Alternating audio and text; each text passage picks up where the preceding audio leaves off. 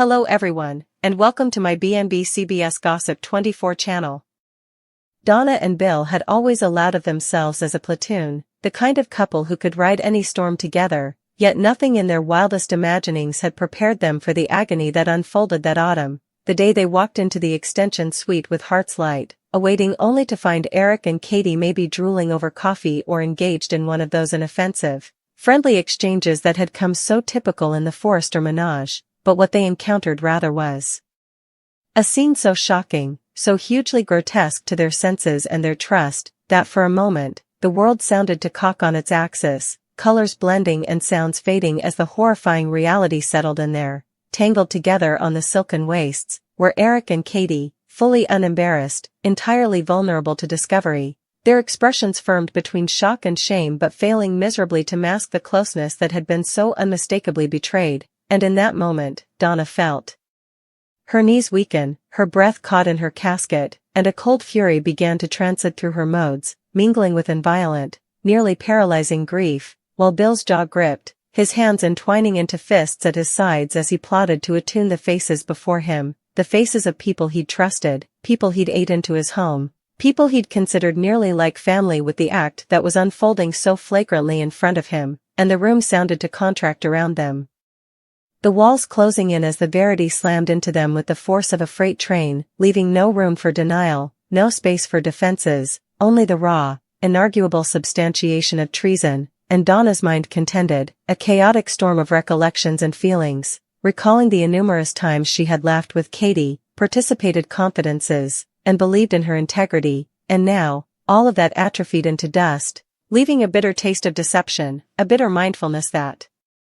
the trust they had placed so innocently had been so violently violated, and Bill, generally the anchor, the steady hand in turbulent times, set up himself shaken to his core, the treason slicing through him not just as a particular poke but as an empirical challenge to the life they had erected, the connections they had nurtured, and he could feel the heat of wrathfulness rising, not the petty, manageable wrathfulness that fades with time, but the kind that scorches, that demands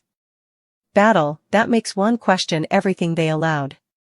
They knew about fidelity and love, and yet, as they stood there, firmed in unbelief, Donna's voice, though jiggling, set up a pitch that carried the weight of desolation and righteous fury, demanding explanations, demanding acknowledgement, demanding that Eric and Katie face the enormity of what they had done, and Eric, generally composed, generally the personification of tolerance and control, sounded to shrink under the aspect of their combined disappointment and shock, his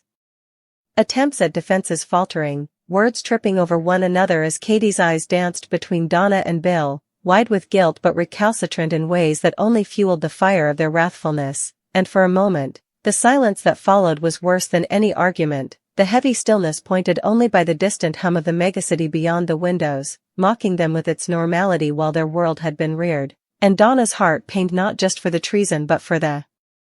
family they had tried so hard to cover, the delicate balance of connections now hovered, the certainty that formerly they left that room, nothing could ever be the same, and Bill, chancing some reserve of control amidst the storm, eventually spoke, his voice low, stewing, each word measured yet burning with intensity, making it clear that remission would not come fluently, that conciliation would demand much further than justifications. And in that long, harrowing moment, Donna and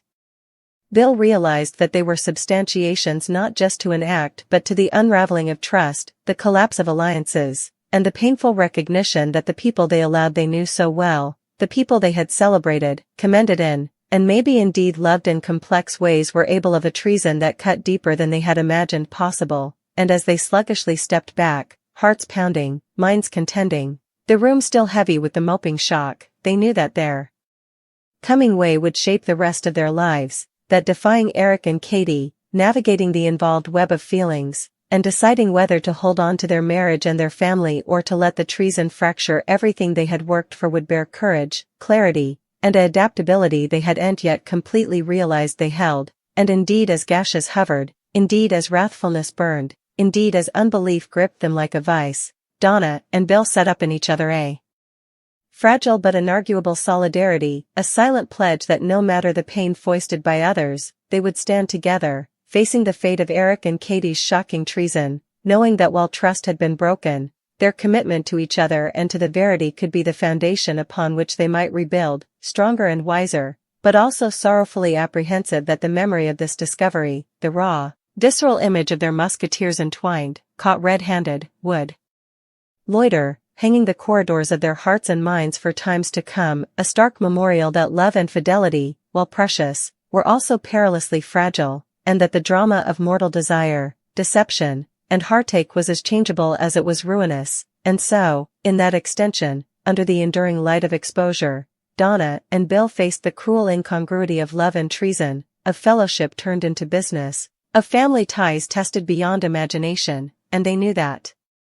life at Forrester Creations, formerly complex and emotionally charged, would no way be the same again, because Eric and Katie's conduct had reshaped the geography of their connections, redrawn the boundaries of trust, and challenged the veritably foundations of their lives, leaving Donna and Bill to navigate the turbulent waters of treason, heartache, and the hunt for justice and understanding. A trip that would test not only their tolerance but their strength, their adaptability, and their unvarying belief that indeed in the wake of the most shocking deception, the mortal heart could find a way to endure, to heal, and maybe, one day, to forgive, though no way forget. As Donna and Bill stepped out of the extension, still reeling from the shock of catching Eric and Katie together, the weight of treason pressed down on them with every step, the hallways of Forrester Creations acting narrower, colder, nearly riding them with their normality as if nothing had happened. Each, while outside, Eric and Katie plotted to gather themselves, to breathe, to explain. Though they knew deep down that no words could undo the damage, that the very act of closeness that had been so intimately participated now stood as a monument to their solecism, and the sight of Donna's gash-barred face and Bill's tight-lipped fury would hang them endlessly, a reflection of the consequences of their choices, and the treason stretched beyond the particular, touching the professional, because in a world where alliances, commitment, and reports were everything, the disclosure hovered to unravel times of careful balance, times of precisely drafted appearances, and in that space, the veritably air sounded heavy, thick, filled with unsaid words, allegations, and the unsupportable pressure of knowing that every coming step could either enkindle farther conflict or come the first conditional move towards some fragile semblance of resolution. Though Donna and Bill were far from ready to consider that possibility, their feelings still raw, their trust shattered, and as they walked together down the hall, Bill's hand chancing Donna's in a grip that was both defensive and hopeless, they could feel the intensity of what had occurred settling into their bones, a slow, smoldering fire of hurt, wrathfulness, and unbelief that would not be fluently extinguished, while Eric and Katie, left alone in the fate of exposure, faced their own reckoning, realizing that the closeness that had formerly felt thrilling and covert now lay bare, exposed, and irrevocable, a stark memorial of the boundaries they had crossed, and of the lives they had wounded in the process, the study of Donna and Bill's devastated faces hanging them with every twinkle, each palpitation echoing the guilt that had no escape, no mitigation, only the suffocating reality of responsibility, while outdoors, the bustling exertion of the company continued, workers moving about with their own enterprises, unconscious to the seismic emotional earthquake that had just passed. And yet for those four individualities, the world had shifted irreversibly, the axis of their connections rotated by dishonesty, secretiveness, and the inarguable power of desire gone unbounded, and as Donna and Bill returned to their own space, the silence of their home offered no comfort, only the echo of treason, the memory of what they had seen replaying relentlessly in their minds, each aloud a dagger, each recollection a fresh crack, and as they sat together, hands still intertwined, neither spoke incontinently, both demanding time to reuse, to breathe, to feel the pain and the wrathfulness and the sadness in its full, suffocating measure, while far down, Eric paced the bottom of his office, the graveness of the exposure pressing down like a physical weight, and Katie, typically confident and composed, sat on the edge of the settee, head in her hands, scuffling with shame, guilt, and the inarguable exhilaration of what had been, the combination leaving her unsteady, uncertain, yet incontrovertibly apprehensive that nothing would ever return to the way it had been, that the history could be cancelled, and the future now bristled with pressure, dubitation, and the possibility of irrevocable consequences, and for Bill, the wrathfulness that had been stewing now surged, raw and hot, a admixture of treason, outrage, and protectiveness for Donna, whose own grief was imaged, amplified, in his eyes, and as they eventually began to speak, the words were sharp, cropped, impregnated with the pain of the moment, questions fired with a perfection designed to pierce defenses, to demand answers, while Eric and Katie, floundering to respond, set up.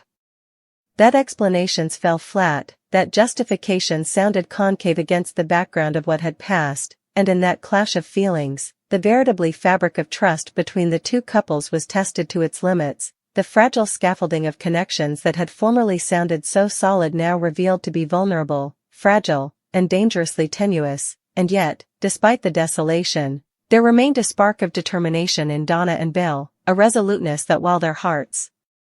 were broken, while their sense of security had been violated, they were helpless, that indeed in the wake of treason, they could assert boundaries, demand honesty, and cover what signified most, adaptability born of love, commitment, and the understanding that while others could hurt them, they retained the power to choose their own path forward, indeed if that path was fraught with pain, awkward competitions, and the constant, eating mindfulness of what had been lost, while Eric and Katie, in their own reflections, scuffled with the duality of excitement and remorse, desire and shame, realizing that their choices had consequences that couldn't be undone, that every smile, every word, every gesture from Donna and Bill would now carry the weight of their treason, and in that mindfulness lay both fear and a grasping respect for the depth of hurt they had caused, as well as a recognition that if they wished to regain any part of their connections, any scrap of trust or quality, it would bear further than casual justifications or empty gestures, but sustain trouble, honesty, and maybe indeed immolate. And as the days passed, the pressure in the Forrester menage came palpable, a living, breathing presence that floated over every discussion, every meeting, every chance hassle in the corridors of the company, while whispers among workers suggested knowledge of the reproach. Rumors began to ripple, some exaggerated, some incompletely true, and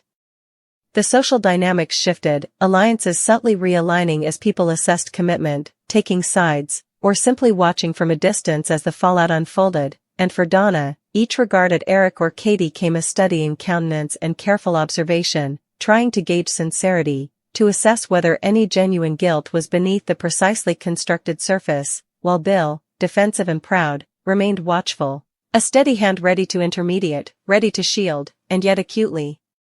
apprehensive that the heart cannot be shielded from emotional impact entirely. And as meetings, business conversations, and social events continued, the turnabout of pressure couldn't be ignored, leaving each commerce heavy with subtext, every smile carrying a shadow, every comment concentrated with meaning. And in the sequestration of their home, Donna and Bill began the slow, painful process of processing, of speaking actually about their passions, exploring the depth of the hurt, admitting the wrathfulness, mourning the trust that had been so casually destroyed. And yet indeed in these exchanges, there was the faintest hint of possibility, a recognition that while treason leaves scars, it also reveals the boundaries of love, the limits of tolerance, and the core strength of connection. And as they worked through their feelings, navigating the complex interplay of pain, pride, and the need for resolution, they discovered an unanticipated clarity, a sense that the storm, still ruinous, could come a turning point, an occasion to rebuild, to define what truly signified, to contend upon honesty, fidelity, and the exacting respect that connections demand. And in the services of Forrester Creations, where deals, designs, and creative fancies typically dominated attention, the mortal element, the messiness of desire, the consequences of choices, the fragile web of trust, came insolvable to ignore, coloring relations, impacting opinions, and subtly reshaping the dynamics of power, influence, and closeness. And for Eric and Katie, the reality was sobering, forcing them to define not just the immediate fallout but the long-term counter-accusations of their conduct, the ripple goods that touched every aspect of their particular and professional lives, from family gatherings to boardroom meetings, from casual felicitations to the quiet moments of reflection when the enormity of their treason could no longer be remitted or minimized. And through all of this, Donna and Bill's cooperation, though tested, revealed its adaptability, the strength of their connection strengthened by participated grief, collective understanding, and a commitment to navigate indeed the most harrowing of trials together, their love tempered and clarified by fire, apprehensive that while scars would remain, while Recollections of treason would no way completely fade. The foundation of respect, honesty, and unwavering support could serve as the bedrock upon which they could rebuild, stronger, wiser, and more watchful. And as days turned into weeks, the pressure began to shift, the immediate shock giving way to careful, deliberate relations, the silence pointed by measured words, their wrathfulness replaced gradationally by a steely determination to reclaim their lives from the chaos that had been unleashed. And though the memory of Eric and Katie's treason would loiter like a shadow, it also came a criterion, a memorial of what's truly precious, of the necessity of boundaries, and the irreplaceable significance of trust. And as Donna and Bill looked toward the future, their eyes, formerly clouded by hurt and unbelief, now shone with a clarity born of survival, a quiet, loyal acknowledgement that while mortal hearts are vulnerable, while solicitations can occasionally lead to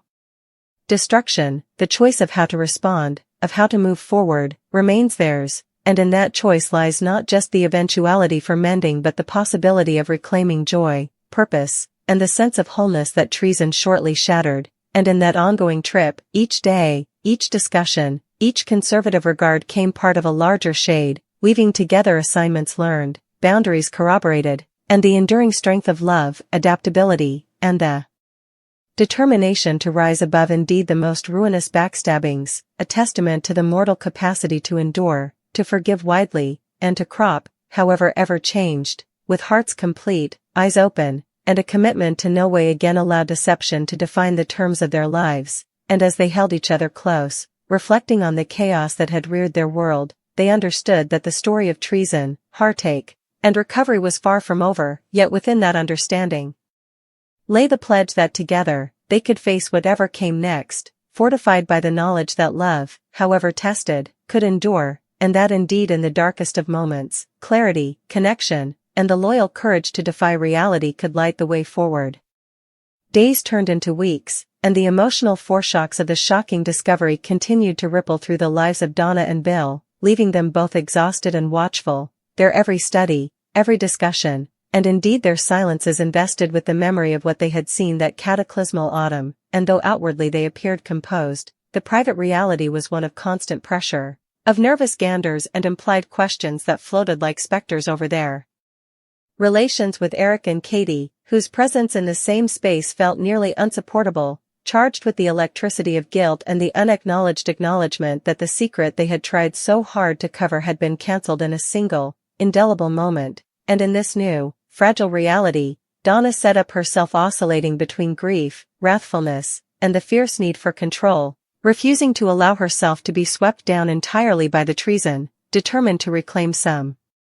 sense of equilibrium. Indeed, as the memory of Eric and Katie entwined on the bed visited her relentlessly, bedding itself into her mind like a snap she could and abolish, while Bill, loyal yet quietly pulsing with outrage, felt an analogous storm outside, his defensive instincts toward Donna amplified by the visceral sense of injustice and violation that had taken root in him, and together, they formed a quiet alliance, a guard of collective understanding and strength. Indeed, as the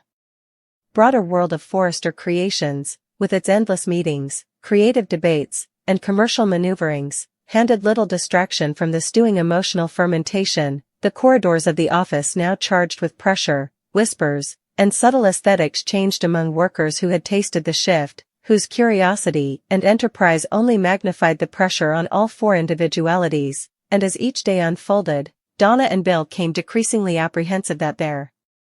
private anguish had public consequences, that the reproach they had witnessed was no longer confined to a moment of shocking discovery but had extended into every commerce, coloring comprehensions, impacting opinions, and hanging to destabilize connections erected over decades. And for Eric,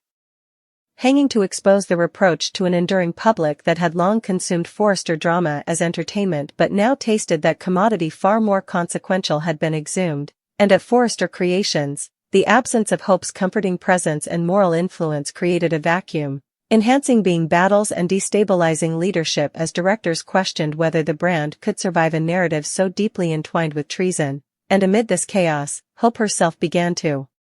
suffer a metamorphosis that startled indeed her, as the pain that formerly hovered to paralyze her sluggishly stoned into purpose, because with distance came the clarity to fate that her sanguinity had no way been weakness but adaptability, and that her desire for verity didn't make her cruel or enduring but valorous, and as she explored a life untethered from the prospects that had defined her majority, she began to imagine a future not constrained by lineage or heritage, one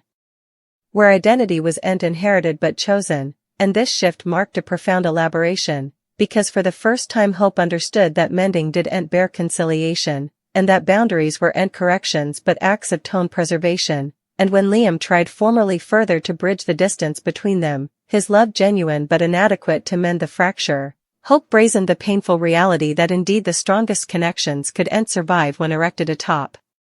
undetermined treason, and this consummation extended beyond love to family itself, as she conceded that love, no matter how deeply felt, couldn't excuse the denial of verity, and back at the manse, pressures escalated as Steffi pushed for a radical departure from the old ways, arguing that the family could no longer survive on half-trueness and strategic silences, and Thomas, decreasingly introspective, began to see his own history of manipulation through a harsher lens, fating that